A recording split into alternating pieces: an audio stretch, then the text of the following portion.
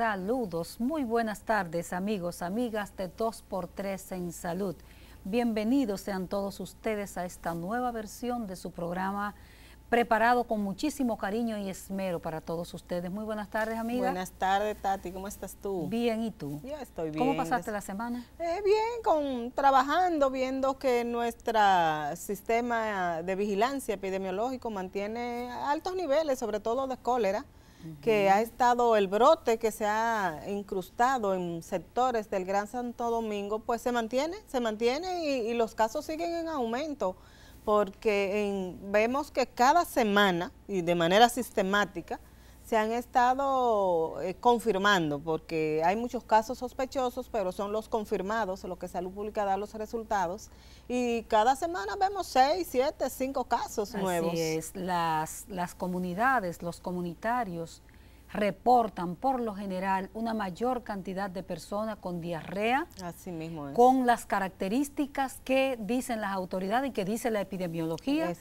que coincide con el cólera, de manera que los casos serán siempre más que lo que se reportan, porque para hacer un reporte de cólera hay un protocolo que tienen las autoridades. Sí, que tiene que confirmarse por laboratorio. Por laboratorio, entonces siempre la realidad desborda los datos, Tori. Así mismo, en la clínica y los médicos saben que se puede diagnosticar una enfermedad por clínica, por los síntomas que presenta esa persona, pero para uno respetar y llevar los datos específicos, de acuerdo a lo que dicen las autoridades, pues siempre nos suscribimos a los datos que ellos van dando de confirmación de casos, y como dices tú, está incrustado en diferentes sectores del Gran Santo Domingo, sobre todo en Santo Domingo Este, el sector Los Solares, como se le llama, pero también hay en Villa Francisca, Villa Liberación, Villa Francisca, la Sursa, donde comenzó. Exactamente, y en la Sursa ya ellos dicen que está controlado el brote, que ya de ahí tenemos varias semanas que no se presentan casos,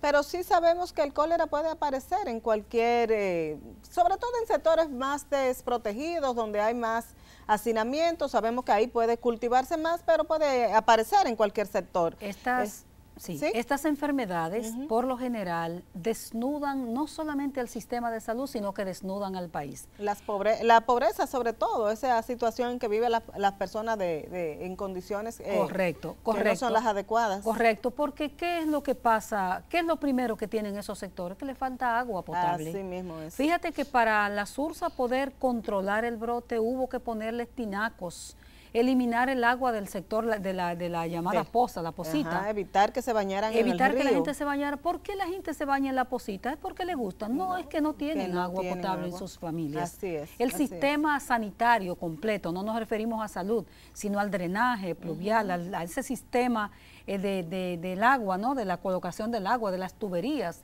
La gente tiene cuestiones colocadas directas desde las calles, entonces todo eso habla muy mal de un país.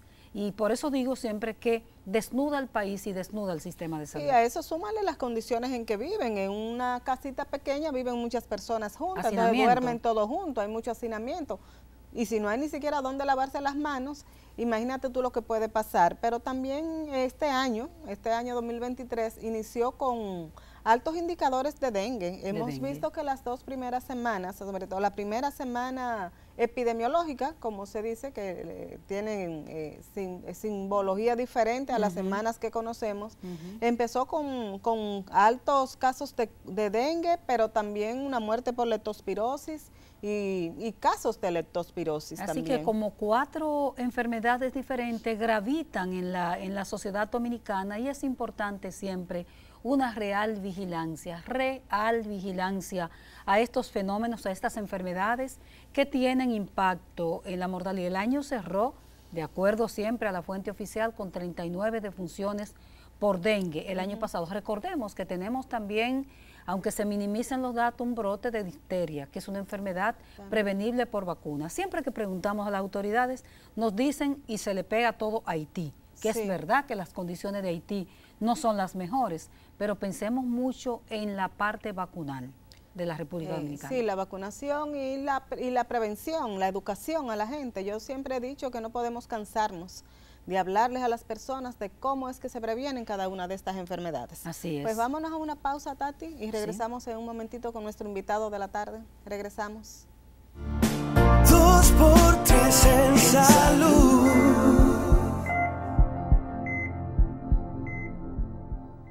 Gracias por continuar en 2x3 en salud. Hoy vamos a hablar de un tema interesante y que sé que mucha gente va a estar pendiente, que es el del reflujo gástrico, porque sabemos que muchas personas sufren de esto y quizá lo tienen y no lo han sabido identificar.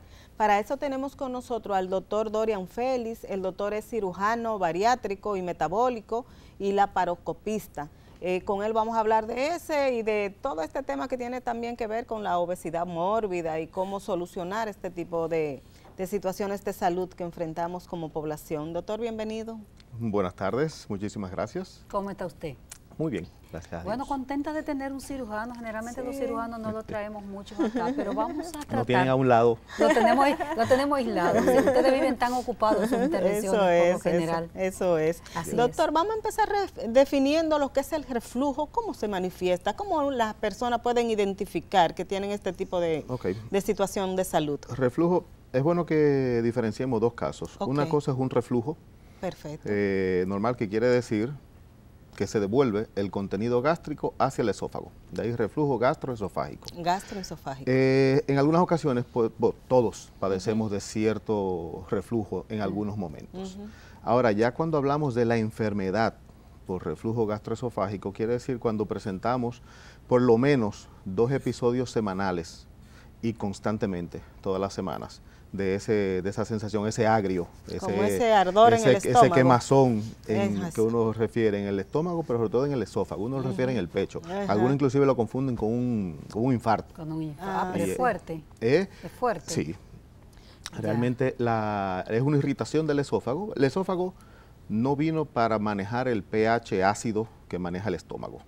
El estómago del ser humano, de hecho, es uno de los estómagos más ácidos que hay, entre 1 y 3. En promedio hablamos de un pH de 2.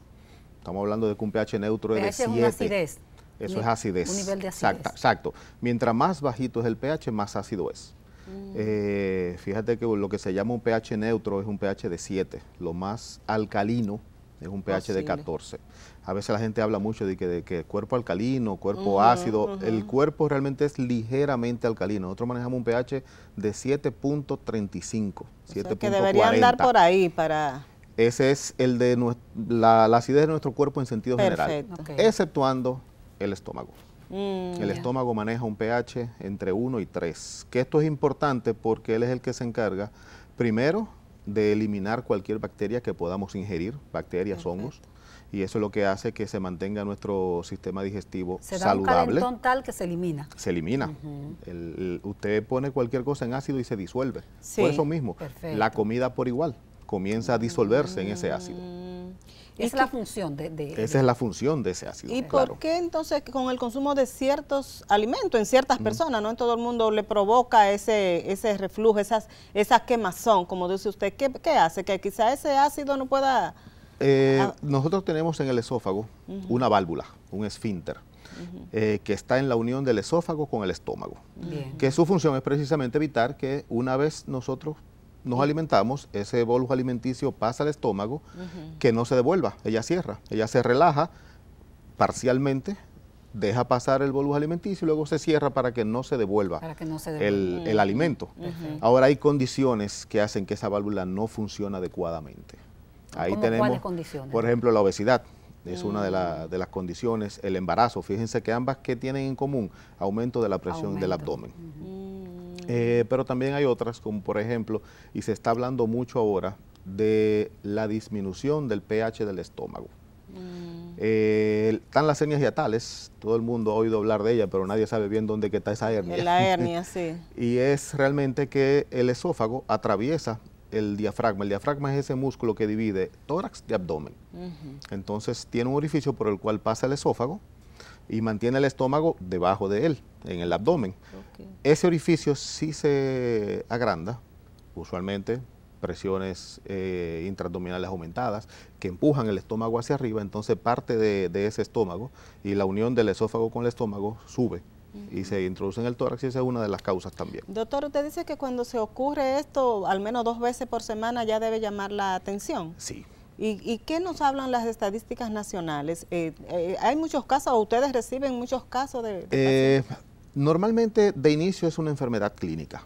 Clínica. Casi siempre lo primero que atienden en estos casos son los gastros. Perfecto. Y de hecho su manejo debe ser clínico. Normalmente con un cambio en los hábitos alimenticios, algunos que otros tratamientos se maneja y el paciente puede convivir con ello.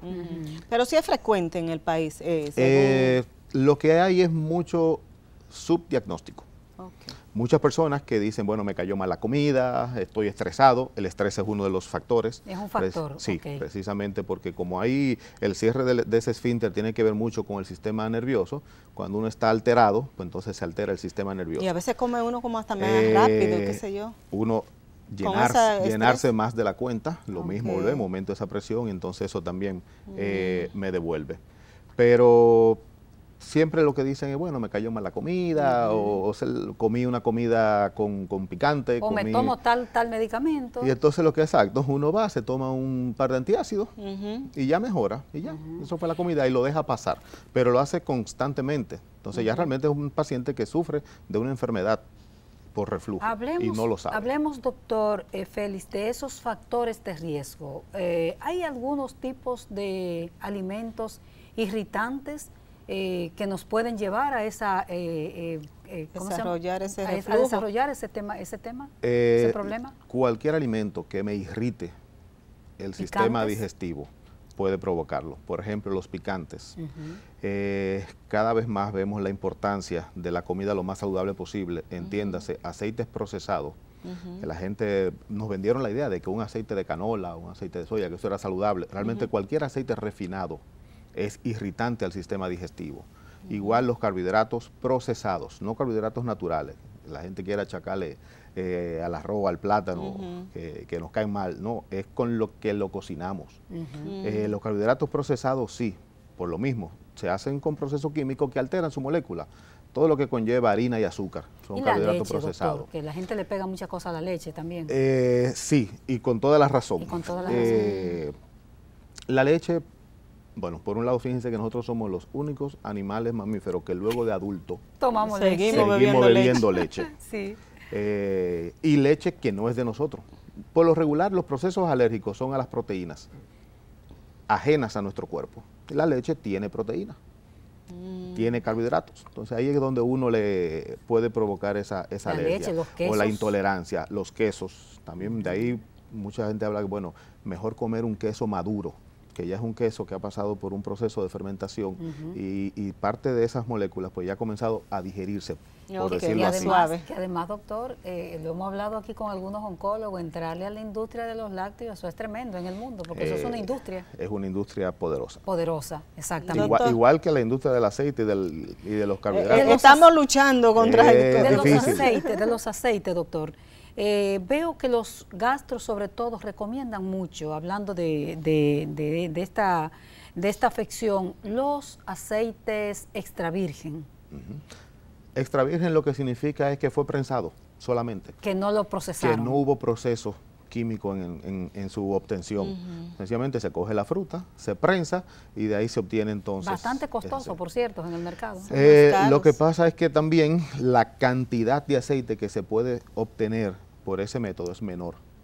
A cuando lo hacemos por los otros, por eso suben los costos. Doctor, ¿y el reflujo puede presentarse a cualquier edad? Porque quizá un niño lo tiene y no sabe expresar qué es lo que siente. Sí, puede presentarse a cualquier edad, pero normalmente más ya es de una enfermedad de adultos. Más de adultos. Por los cambios de hábito, cigarrillo, alcohol, obesidad. Entonces va trabajando a lo largo del tiempo y por eso se ve más en adultos. Algunos que otros niños, por lo regular los niños sufren poco del estómago, no es que no lo sufran. Tienen menos desórdenes también. Pero usualmente sí, su desorden también depende mucho de sus padres. Doctor, ¿y cuando un gastro dice, bueno, ya no es asunto mío, va a pasar este paciente a un cirujano, qué sé yo, a otro tipo de especialidad? Entonces ahí vemos un paciente que no es manejable, no es controlable. Fíjese que no estoy hablando de curar el reflujo, estoy hablando de tratar el reflujo. Cuando el gastro ya no logra mantener la calidad de ese paciente, que aún con inhibidores de bomba de protones, aumento de la motilidad para el vaciamiento gástrico, Y aún con estos medicamentos el paciente no logra, o sea, el paciente se la pasa vomitando, con mucha náusea, con mucho esos son los síntomas más o menos. Esos son los principales, pero no los únicos. A veces tenemos un paciente que de adulto de repente comenzó a desarrollar laringitis, ronquera, asma, y uno no sabe por qué, y es reflujo. Pero el paciente nunca se quejó de acidez, ni de dolor. Correcto. Sino que sencillamente comenzó con congestión pulmonar, aumento de la mucosidad, de la producción de la mucosidad de los pulmones para protegerse, lo hace el cuerpo. Y eso es secundario a una enfermedad por reflujo. ¿Y podría confundirse la gastritis con el reflujo? ¿Podría ser, o son sinónimos una de la otra? Van muy de la mano. Van de la mano. Van muy de la mano. ¿De una se puede pasar a la otra? Sí. Obviamente, si vuelvo y le digo, si normalmente comienza con el estómago. Si el estómago no funciona adecuadamente, entonces también lo refleja en el esófago, en esa unión esófago-gástrica. Doctor, este es un programa muy educativo. Vamos a definir un poquito, empezar por esos síntomas los más sencillos. Porque me llama la atención que usted dice que una laringitis podría ser fruto de esto, o sea, llegar ahí. Empezar por estos síntomas más sencillos que quizá uno lo siente, lo deja pasar, se toma un antiácido y sigue adelante y después puede complicarse. ¿Cómo empiezan esas primeras señales de que usted podría estar presentando reflujo? Lo más frecuente, náusea y vómito. Náusea y vómitos. Después de comer. Después de comer, usualmente. ¿Pesadez en el estómago? Pero, ¿pesadez, digo? Bueno, la pesadez va más unido a la gastritis. A la gastritis. Esa sensación de llenura. Pero ya, sí, ya eso más unido a gastritis. Perfecto. Ya que siento como que se me devuelve la comida, que a veces siento ese sabor amargo en la boca. Eruptos, a veces hay muchos gases y uno dice, no, que tengo muchos gases, y es lo mismo, es la acidez que es la forma de escape que tiene. Esas son las formas más frecuentes. Ahora tenemos entonces las menos frecuentes, que son ya respiratorias. Un paréntesis, dentro de la más frecuente, obviamente, la irritación del esófago, que en un principio es una simple irritación, pero luego esa irritación va llevando otras enfermedades del esófago. ¿Puede quemar el esófago? ¿Puede quemar esa Literalmente lo que hace es que lo quema. Vuelvo y le digo, el esófago no viene diseñado para manejar el pH del estómago, entonces al devolverse, el esófago se irrita, se quema, y eso puede provocar úlceras que pueden cicatrizar y provocar entonces una estrechez del esófago, que es al revés. Ya ahí ya no tengo tanto o tengo un agravante. Además del reflujo, tengo además también dolor para tragar o dificultad para tragar, porque tengo un esófago irritado y estrecho. Eso puede también conllevar a sangrados del esófago. Y el esófago, sabiamente, para defenderse, comienza a cambiar ese tejido que lo cubre por otro tejido, y ahí es lo que llaman un esófago de Barrett, doctor, que es precanceroso. Doctor, le vamos a pedir su anuencia, nos vamos a una pausa comercial y vamos a venir en la misma línea que dice Doris, educativa. ¿Qué es lo que se recomienda? Porque sabemos que hay tratamientos y vamos a hablar más adelante de eso. ¿Qué se recomienda para una persona una vez ha sido diagnosticada con reflujo gastroesofágico en términos, por ejemplo, de alimentación? ¿Qué alimentos van?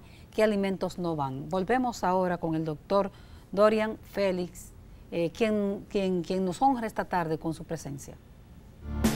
2x3 en salud.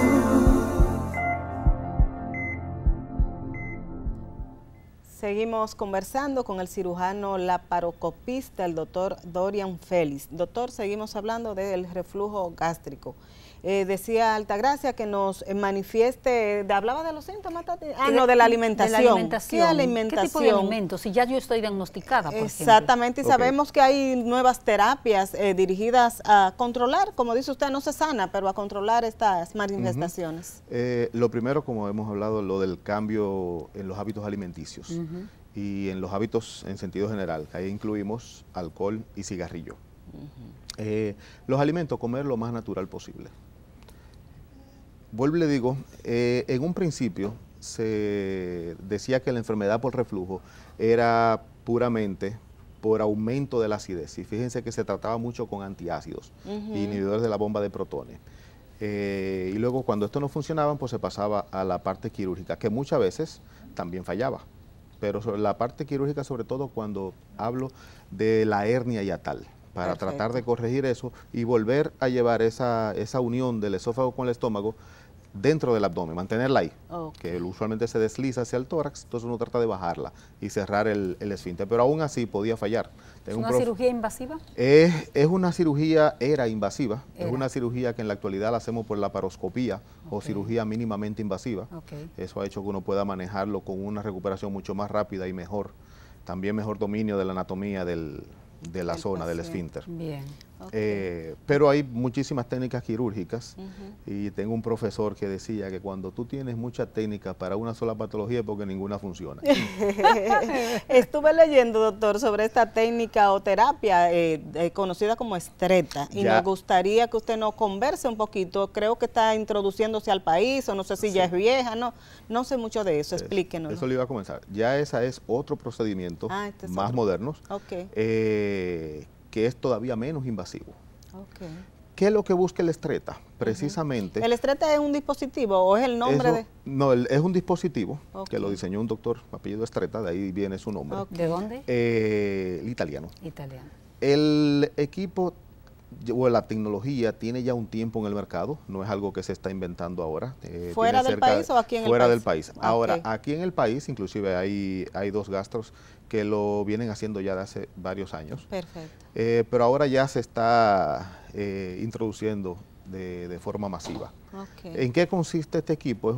Se hace junto con una endoscopía, o sea que no conlleva ninguna cirugía, ninguna incisión ni nada. Y lo que busca es precisamente volver a devolverle el tono muscular, el tono a ese esfínter, a esa válvula. Que como lo dijimos, el problema es que la válvula no funciona bien, la válvula no cierra bien. Entonces es como mandar la válvula a hacer ejercicio al gimnasio. ¿Esa válvula es que está en el estómago? Está en el esófago. En el esófago. En la unión del esófago con el estómago, pero básicamente parte del esófago. ¿Qué es lo que se convierte en la hernia? Que entonces la hernia hiatal. ¿Hiatal? No, la hernia hiatal es en el músculo. Perfecto. Las hernias son un defecto. Un defecto, exactamente. Entonces, como una bolsita que se forma. No, literalmente en buen dominicano un hoyo, por donde sale la bolsita, en el caso de las hernias de la pared abdominal. Pero es un defecto, es un hoyo, por decirlo así, por donde pueden pasar, protruir elementos. Entonces, la terapia esta terapia lo que hace es, usted ve cómo le dan tratamientos faciales con radiofrecuencia para tonificar la cara. Pues más o menos eso mismo Estos son, el equipo tiene unas agujitas que le dan radiofrecuencia al esófago, al área del esfínter. Y con eso se crea un estímulo para que aumente la producción de células musculares, ahí de las células lisas, redondas, sobre todo circulares, del esófago, y eso aumenta el tono del esfínter, lo cual entonces me evita realmente el reflujo. Porque los otros, como le dijimos, lo otro es paliativo. Lo otro que yo hago con medicamentos es tratando de disminuir la acidez, de mejorar el vaciamiento gástrico, pero no hago nada con el esófago, con el esfínter, con esa válvula. Ahora, este tratamiento sí trabaja sobre la válvula, que es la que tiene problemas, básicamente. Y es una sesión de media hora, es como una endoscopía. ¿Y no genera molestia en el paciente al que se le coloca esa válvula? ¿O es tipo como se coloca una prótesis mamaria? No se coloca. Se da el tratamiento. Se da el tratamiento. No se queda nada dentro. No se queda nada dentro. Se utiliza, se llama, el equipo se dice una caña, como la caña del endoscopio, que se introduce por la boca, llega hasta la zona, uno tiene unas mediciones y entonces uno va dando los estímulos. Perfecto. Hay una secuencia que el equipo lo controla, totalmente automatizado, y eso es lo que uno hace estimular. Después se saca esa caña y ya algo ambulatorio, la gente se va para su casa. Los beneficios no son inmediatamente, aunque hay algunos pacientes que refieren, pero realmente fíjense que lo que estamos es estimulando crecimiento.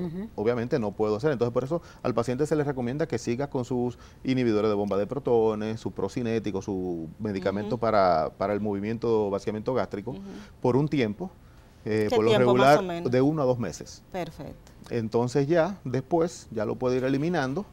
Y vemos entonces los beneficios del tratamiento que se hizo. Y el procedimiento, perdone doctor, ¿quién lo aplica? ¿Es el gastro o es el cirujano?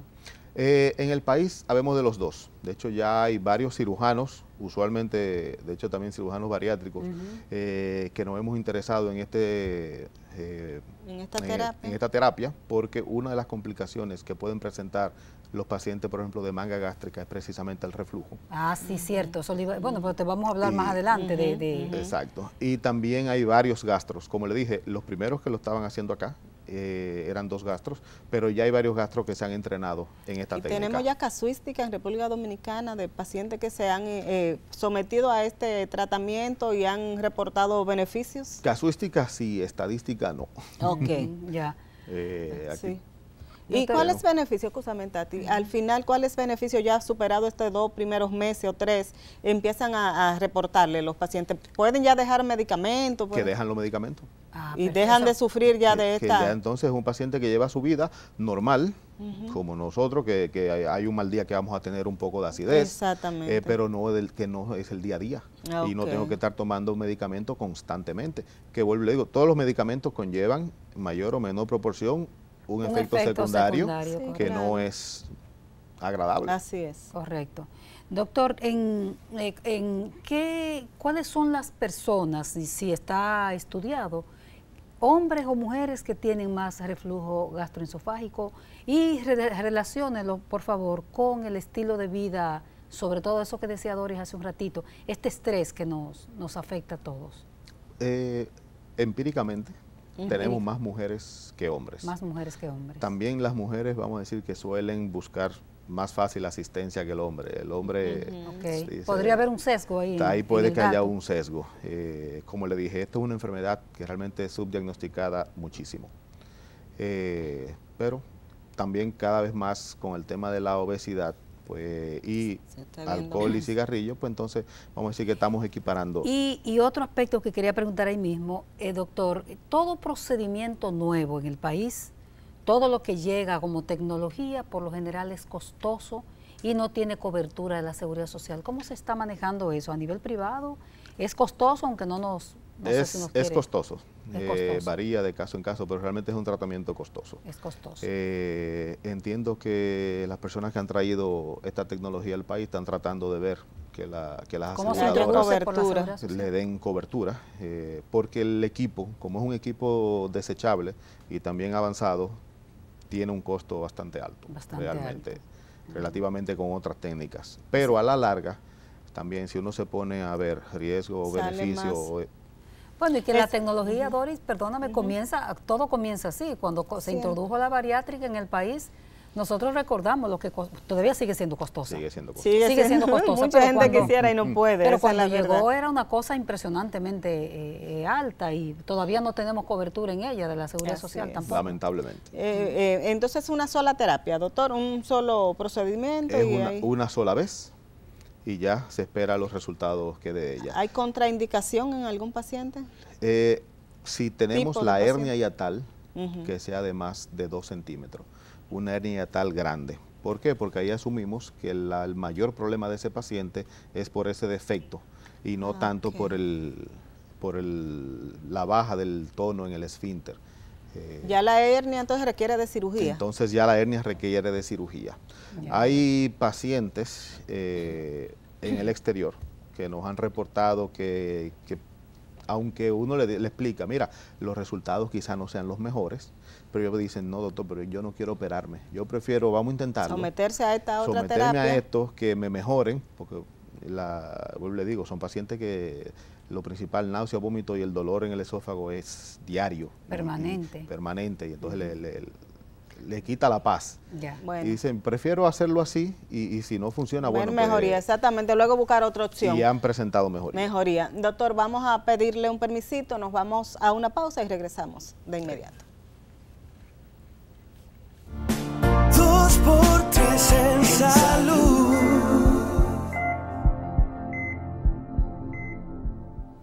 Continuamos esta conversación con el cirujano laparoscópico doctor Dorian Félix, quien estamos abordando todo este tema de la gastritis, del reflujo gastroesofágico.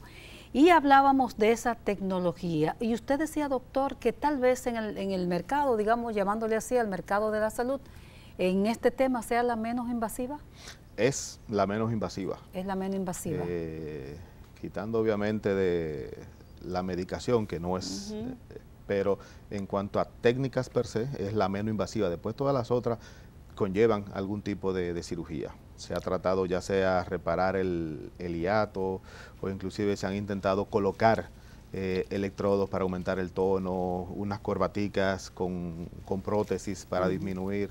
O sea, se han hecho muchas técnicas, pero todas son quirúrgicas. O sea que sí, que en el campo médico ha habido preocupación por este tipo de problemática e investigaciones al respecto, ¿verdad? Claro, ahí vuelvo y le digo, hay muchas técnicas para tratarlo, pero todavía no hay una 100% efectiva y con una calidad de vida a largo plazo, cercana a lo normal. Ahora estamos viendo quizá un poquito de luz. Oh, perfecto. Pues ya ustedes saben que el país tiene una nueva herramienta, digamos, para este problema del reflujo gastroesofágico que tanto preocupa y que es incómodo. Antes de pasar, Tati, discúlpeme, usted decía que es nueva, bueno, es relativamente nueva en el país, pero ¿dónde se ha estado usando y cuál es el resultado? ¿En qué países? Se está utilizando en Estados Unidos, en México. De hecho, la literatura, la mayor cantidad de estudios que tenemos es de esos dos países. De Estados Unidos y México. Sí. ¿Y el mismo Italia?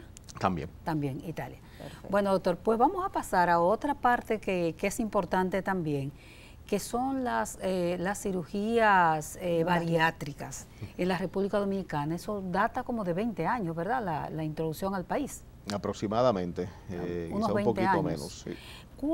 ¿Qué es la cirugía bariátrica? Comencemos por ahí. De unos 20 años vamos a decir que ha habido el mayor auge y crecimiento en cuanto a técnicas.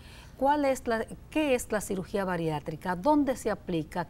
¿Cuáles pacientes? Lo estoy bombardeando de preguntas. ¿Quiénes aplican para ella, doctor? Vamos por parte. La cirugía bariátrica son todos los procedimientos quirúrgicos con mira a perder peso. Entonces, obviamente, ya si esa es su definición, ¿a quién aplica? A personas que necesitan perder peso. Dependiendo de qué tanto peso deban de perder o qué enfermedades tengan asociadas a la enfermedad, entonces ya uno escoge la técnica. Ya. Porque hay diferentes técnicas, doctor. Sí, nosotros hay básicamente dos conceptos, que es o disminuir la cantidad, la capacidad que podemos comer, o disminuir la absorción de los alimentos que comemos. Ahí tenemos que disminuyen la capacidad, la manga gástrica, que es quizá la más famosa o la más común. Y tenemos el bypass, que es mixto. Disminuye la cantidad de alimentos que podemos comer y también disminuye la absorción. ¿Esa es la introducción de una herramienta en el estómago? No. Todos estos son procedimientos quirúrgicos. Eso es quirúrgico. Ya de procedimientos no quirúrgicos tenemos los balones gástricos, pero ya como no llamamos cirugía bariátrica a ellos, sino otros procedimientos. Otros procedimientos, exactamente. Y la demanda en el país, sabemos que cada vez más, bueno, el problema metabólico es serio, el problema de obesidad en República Dominicana también es serio, la demanda de pacientes que quieren, como dice Tati, pero sabemos que es costoso hacerse la cirugía bariátrica. Así mismo como usted comentó y ahorita también hizo el comentario, el problema es el costo. El costo. Demanda de que quieran, hay muchos pacientes que quieren y muchos que lo necesitan. ¿Pero qué lo hace tan costoso? ¿Por qué sigue siendo costoso? Después de tantos equipos años que se utilizan. Una de las cosas que ha hecho que las cirugías bariátricas hayan progresado tanto es que se logró hacer por vía laparoscópica, por una cirugía mínimamente invasiva, porque en sus principios se hacía una cirugía abierta, pero imagínense una incisión, abrir el abdomen medio a medio, las complicaciones que eso conllevaba, dolor, hernias de la pared abdominal posteriores, sangrado, infecciones. Y entonces, obviamente, no era un postquirúrgico agradable. Tan agradable. Entonces, con el advenimiento de las nuevas tecnologías, grapadoras intraabdominales que uno puede utilizar por trocar, por puertos de 12 milímetros. Estamos hablando de una heridita de 1.2 centímetros, algo más de 1 centímetro. Entonces, esta tecnología permitió que las cirugías se pudiesen hacer por vía laparoscópica, pero la tecnología es más cara. Exactamente. Todos estos equipos, muchos son equipos desechables. Hay algunos equipos que pueden reusarse, que se reesterilizan, normal, como cualquier otra cirugía, pero hay muchos que no. Se compra con divisa, dicho sea de paso, todo eso y se todos compra en dólares. son en dólares. En dólares. Ese es el problema de las nuevas digamos, si se le puede hablar de problema, que todo se introduce y es con dólares. Vamos a decir que el factor. El factor para no hablar de problemas. Que impide el acceso. Países, por ejemplo, Estados Unidos, ya esta cirugía bariátrica la utilizan, la seguridad social, el seguro social, los seguros la cubren porque ya entienden que es un problema de salud para la persona. Estados Unidos es un país que es de número. Ellos han sacado su numerito. Ellos han sacado su numerito, pero además también la seguridad social de ellos cubre otras cosas que aquí no cubre la seguridad social, por lo cual allá sí les sale más costoso este tipo de enfermedades. Entonces ellos sopesan, bueno, un paciente sobrepeso va a caer en diabetes, le mantienen la diabetes de por vida, va a tener hipertensión, va a tener probablemente, va a caer en intensivo con un ACV, una enfermedad cerebrovascular o un infarto cardíaco y probablemente una estadía por un ACV le va a salir mucho más caro que hacerle la cirugía. Hay un problema de costo-beneficio. Entonces ellos es puramente costo-beneficio, pero es que sale porque la calidad de la salud de ese paciente mejora. En principio, cuando esto se aprueba, hay un boom como todo, porque por ejemplo hay este tema con el aborto, dice, si se aprueba el aborto, las mujeres van a querer abortar, lo cual no es cierto. Pero cuando logremos que se apruebe en la seguridad social, ¿no habrá un boom que todo el mundo quiera hacerse, aunque no tenga indicaciones médicas, hacerse cirugía bariátrica hasta por moda? Claro que sí, pero de ahí depende que los cirujanos bariátricos mantengan su criterio y que sean realmente los pacientes que lo necesiten. Porque para eso existen los protocolos. Claro. Hay unos protocolos médicos. Hay protocolos, eso está bien estandarizado, bien definido. De qué pacientes aplican, qué pacientes no aplican. Y recordemos, sigue siendo un procedimiento quirúrgico que aunque los riesgos sean minimizados, no deja de tener sus riesgos. Sí. Y hablando de riesgos, doctor, y en la misma línea que dice Doris de un programa educativo que es se dice, lo he escuchado hasta en otros programas amigos, que el paciente no tiene toda la información que necesita. ¿Me cambia la vida hacerme una cirugía bariátrica? ¿Me van a faltar unas enzimas? ¿Me van a faltar, me van a afectar? ¿Tiene que usar vitamina de por vida? Tengo que usar ¿Cuál vitamina es la de por vida. ¿El paciente es debidamente informado de lo que implica hacerse una cirugía bariátrica? Bueno, el paciente, por lo regular los cirujanos informamos adecuadamente a nuestro paciente, dependiendo y se le explica cada procedimiento, por qué uno, por qué el otro, y uno trata de orientar al paciente ante el que uno considera que es el que más le conviene al paciente. Y vuelvo y digo, y también dentro de los protocolos, dentro de lo que uno puede manejar. Me gustaría hacer un paréntesis ahí. ¿La cirugía bariátrica es el mejor método para bajar de peso? No. Siempre lo ideal va a ser que el paciente lo haga con un cambio en su estilo de vida. Alimentación adecuada, ejercicio, que es lo que debemos llevar todos. La voz cantante de que eso debería ser así. Exacto, un estilo de vida. Pero cuando ya no se logra, doctor, porque sabemos que es mórbida la enfermedad. Cuando ya no se logra, cuando ya el paciente se ha salido de control, el cuerpo vino para sobrevivir. Entonces, hay mecanismos en el propio organismo para evitar. Uno tiene 300 libras, bajó 15, sigue siendo gordo, pero el cuerpo siente que se está muriendo de hambre. Entonces, hay mecanismos que evitan que uno pueda lograrlo tan fácilmente. Ahora, ¿qué si tiene la cirugía bariátrica? Quizás sean los métodos de mayor tasa de éxito, porque echan a un lado el factor humano, el de que yo ponga de mi fuerza de voluntad, pero hoy cogí y comí más de la cuenta. Aquí, bueno, que a cualquiera se le va la mano en cualquier momento. No, sencillamente, después de un procedimiento quirúrgico no te va a caber más comida. Así es. Entonces quitamos ese factor humano. Te obliga. Pero incluso es momentáneo. Fíjense que se habla de cirugía bariátrica fallida, que yo estoy en desacuerdo con el término. Cuando le preguntamos al paciente 3, 5 años después que volvió a reganar peso, ¿cuánto tú te puedes comer? ¿Te comes un pedazo de pizza o más de ahí? No, yo con un pedacito me lleno. Medio hamburger. Dice, la cirugía bariátrica sigue siendo un éxito, no le cabe la comida. Lo que pasa es que si eso que me cabe, en vez de yo comérmelo de un buen trozo de carne, me lo como de harina y azúcar. Exactamente. Entonces, está utilizando métodos inadecuados. Doctor, vamos a pedir otro permiso, nos vamos a una pausa y regresamos. 2x3 en salud.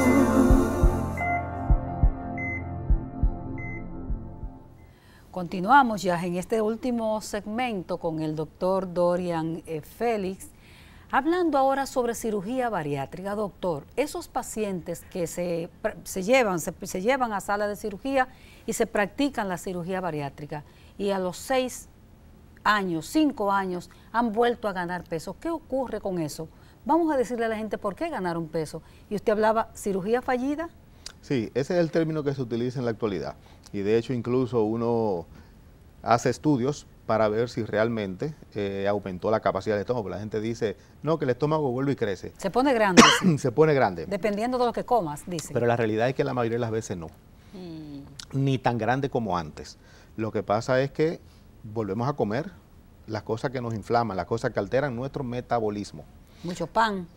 Mucho pan, mucho Harina, azúcar. Que es básicamente, que recuerden, cada vez que nosotros comemos carbohidratos, cualquiera de ellos, lo que hacemos es que activamos una hormona, una señal en el cuerpo que me dice guarda, que es la insulina. La insulina no es mala, es que su función es guardar para cuando no hay. Pero estamos en una época donde hay mucho, donde hay abundancia. Entonces, si cada comida que hacemos, la hacemos con esa señal, con esa información, que es la que conllevan los carbohidratos, cada vez que yo como guardo. Exactamente. Guardo y cierro la puerta del almacén de sacar. Solamente abro la de entrada. Va almacenando ahí. Entonces, la mayoría de los pacientes no fue que la cirugía falló. Uno le pregunta cuánto te cabe en cuanto a alimento. Esa es la forma más fácil de uno medir antes de uno hacer los estudios. Y dice, no, doctor, yo me lleno fácil. Entonces, el problema es que se está llenando con alimentos que no debe. Con alimentos que son antinutrientes. Doctor, la especialidad de cirujano es apasionante, pero yo supongo que no todo el mundo está preparado para ser cirujano, porque al momento de abrir un paciente, uno cualquiera se impacta, ¿verdad? ¿Cómo se prepara el médico cirujano joven y ustedes ya que tienen un poco más de experiencia para poder no impactarse y hacer el trabajo que tiene que hacer dentro del organismo de la persona, del paciente? Por lo regular, ya del momento en que uno escoge su profesión, su especialidad, ya es porque le gusta, tiene esa afición hacia ese tema. O sea, una persona que ve sangre y se marea no puede ser cirujano. Ya difícilmente. Doctor, ¿cómo comienzan los... Esta es una pregunta. ¿Cómo comienzan los cirujanos? Yo sé que ustedes tienen práctica... pero antes de llegar al paciente, ¿ustedes operarán hasta lagarto y cosas de esa, doctor? No, bueno, en la carrera de medicina, sí, cuando uno da biología, uno diseca los sapos, sobre todo. Siempre hay una práctica, es una práctica famosa. ¿Usted se mareó la primera vez que operó, doctor? No. ¿Que operó no? ¿Que practicó? Yo comencé a ver cirugías ya en mi primer semestre de medicina y era lo que me gustaba.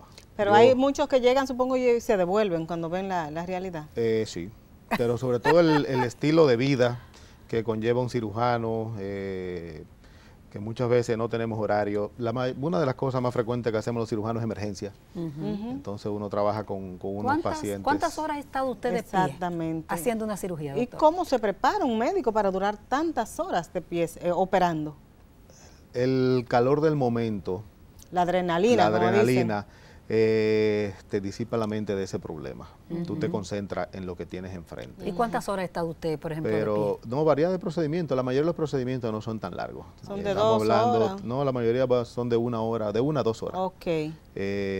Ya procedimientos de emergencia que uno no sabe lo que se va a encontrar, son los que te cogen más tiempo. Cirugía, a veces hay algunas cirugías que son también mucho más complejas. ¿La laparoscopía ha resuelto situaciones al paciente y al médico? ¿Es mejor para el paciente o es más fácil para el médico? Es mejor para el paciente. Pero sigue siendo ahora, igual para el ustedes. médico laparoscopista, por ejemplo, en mi caso, ya yo una cirugía convencional me la encuentro incómoda. Que a veces relajo, como usted dice, que ya la sangre me marea. Con la laparoscopía uno no ve tanta sangre. Pero sobre todo el tema de que yo tengo una visión completa.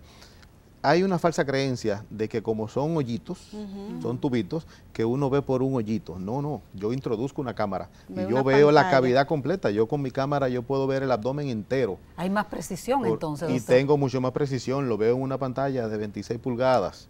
O sea que una estructura que puede ser 2 centímetros por 2 centímetros, por ejemplo, la vesícula, que uno, en la parte que se diseca más crítica, donde entran los vasos y el conducto, yo lo veo en una pantalla magnificado. Perdóname, Doris, ya por último, la posibilidad de que usted se equivoque con un órgano o que se quede una pinza ahí dentro es menor. Bueno, de que se quede la pinza es menor porque no la introducimos. Porque no se introduce pinza, ¿verdad? Pero ya de que uno se equivoque, todo depende de la experiencia del cirujano. Okay. También igual conlleva un entrenamiento, llegar a manejar esa técnica con destreza. ¿Cómo adiestra el cirujano las manos, que son vitales para el trabajo? Los ojos también, pero las manos sobre todo, y más con esta técnica laparoscópica donde hay que ser bien preciso al momento de introducir. Hay equipos, lo que le llamamos simuladores, que son como unas cajas que tienen una camarita para uno poder adiestrar la vista con el tema de la profundidad, porque acuérdate que en una cámara, una pantalla, yo nada más tengo 2 dimensiones, alto y ancho, yo no tengo profundidad, que es lo que uno tiene que ir acostumbrando. Igual las 2 manos a trabajar en conjunto. Eso lo hacemos con los simuladores. Ahí hay ejercicios moviendo bolitas, gomitas. ¿Estos juegos digitales le ayudan también? Sí, siempre se ha dicho que los juegos digitales ayudan, pero es porque obviamente ejercitan la mano, y el hecho de uno mover las 2 manos independientes y los dedos de forma independiente. Doctor, ¿usted en su vida diaria cuida sus manos? O sea, usted se cuida mucho de que no se le zafe una mano. Anda martillando cosas. Anda martillando, si se dañó algo en su caso, usted se lo deja a otro. Bueno, en esa parte no tanto, soy bastante manual, me gusta hacer las cosas, pero con cuidado. Con cuidado. Sí, realmente uno tiene que cuidar. Ese es mi instrumento. ¿Su herramienta de trabajo? La cirugía más difícil, doctor, que usted se ha enfrentado hasta ahora en su vida de cirujano. Como le digo, la cirugía siempre la de trauma. Son las más porque uno no sabe qué se va a encontrar. Puede ser un trauma leve, como puede ser realmente un paciente aparatoso. Y en cuanto a las cirugías electivas, casi siempre son los cánceres, sobre todo cáncer de páncreas. Siempre uno de los que son más incómodos, que hay trabajo con una cirujano que es especialista en páncreas y vías biliares. Que un tema que se nos quedó es el cáncer de estómago, que vemos que ha estado subiendo mucho, o sea, no nos va a dar tiempo, eso va a ser en la próxima. Una última pregunta curiosa, doctor. ¿Por qué ustedes, los cirujanos, les gusta tanto andar en moto? He visto que los cirujanos se van de un lugar al otro del país. ¿Es que botan presión con eso? Ya entiendo con un gusto particular, pero uno bota presión. Sí, pero veo que hay asociaciones de médicos, conozco bastante, que recorren el país completo. ¿Cómo se llaman esas motocicletas elegantes? En la Harley Davidson. Exactamente. Lo que le llaman las motocicletas Touring. Es para botar presión. Uno pasea, conoce el país y bota presión. Porque es una profesión de muchas tensiones. Sí. Bueno, doctor, pues nosotras felices, la verdad que ha sido un tema interesantísimo. Para la próxima vamos a hablar del cáncer de estómago, que conocemos personas que han estado padeciendo de este tipo de problemas de salud. Doctor, muchísimas gracias, agradecida de que usted haya sacado su tiempo, de que nos cuente a nosotros. Gracias, que nos cuente sobre esta problemática que a veces uno la siente y la deja pasar a sí mismo y no se da cuenta que es un reflujo esofágico, que podría estar padeciendo. Así que muchas gracias. Gracias a nuestros amigos televidentes por cada semana acompañarnos los sábados a esta hora y regresamos a la próxima semana.